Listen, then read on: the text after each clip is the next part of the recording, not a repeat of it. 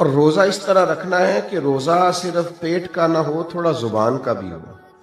حضور نے فرمایا تم سے کوئی لڑنا جھگڑنا چاہے تو اسے کہہ دو میں نے روزہ رکھا ہوا ہے۔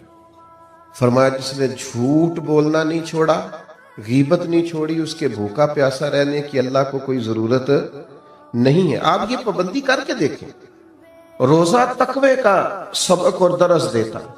تھوڑا اپنے آپ کو پابند کریں کہ رمضان المبارک کا ماہ نور ہے، میں نے جھوٹ زبان سے نکالنا ہی نہیں، میں نے کوئی خلاف واقعہ بات نہیں کرنی، کچھ بھی ہو جائے مجھے زیادہ گفتگو ہی نہیں کرنی چونکہ میں روزہ دار ہوں۔ حضور علیہ السلام کی بارگاہ میں خواتین حاضر ہوئی تھیں تو انہوں نے کہا کہ ہم نے روزہ رکھا ہوا ہے، تو محبوب نے فرمایا یہاں کہہ تو کرو، تو کہہ کی تو گوشت کے لوتھڑے اور بوٹیاں ان کے حلق سے نکلی، تو کریم فرمانے لگے تم نے وہاں بیٹھ کے غیبت نہیں کی؟ تو حالت روزہ میں تم نے مردہ بھائی کا گوشت نہیں کھایا؟ تم نے غیبت نہیں کی؟ تو بھئی آپ نے رب روزہ رکھنا ہے تو پھر تھوڑا سا اپنے آپ کو سمجھانا ہے، کوئی جھوٹ نہیں، کوئی غیبت نہیں، کوئی بدی نہیں، کوئی بددیانتی نہیں، کوئی بد نظری نہیں، کوئی بے حیائی نہیں۔ رمضان المبارک کا چاند طلوع ہوتے ہی اب اپنے آپ کو پورے طور پر کنٹرول کریں۔ رمضان محتاط رہنے کا مہینہ ہے، اور اب تو الزام بھی کسی پہ نہیں دے سکتے کہ فلانے نے کرایا، شیطان تو ویسے ہی قید ہوتا ہے، اب تو اس کا نام لے کے جان بھی نہیں چھوٹے گی، وہ تو قید میں ہے، اب تو اپنے آپ پر پابندی ہی لگانی ہے۔ اب تو یہ کہ کنٹرول کرنا ہے۔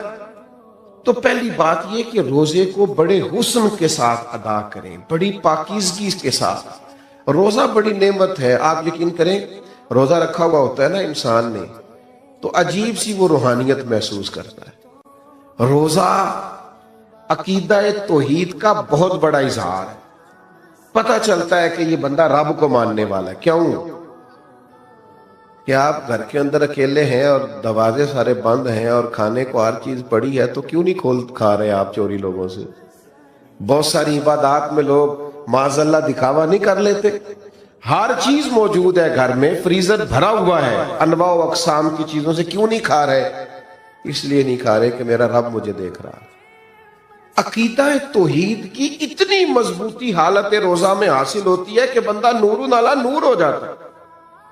تو یہ ایک بہت بڑی پریکٹس ہے رمضان المبارک کے اندر کہ پھر انسان اپنی مجموعی زندگی میں اسے لاگو کرے کہ مجھے صرف کیمرے کی آنکھ نہیں دیکھ رہی، مجھے وہ رب دیکھ رہا ہے جسے نہ اونگ آتی ہے نہ نیند آتی ہے۔ یہ بہت بڑی ایک سعادت ہے۔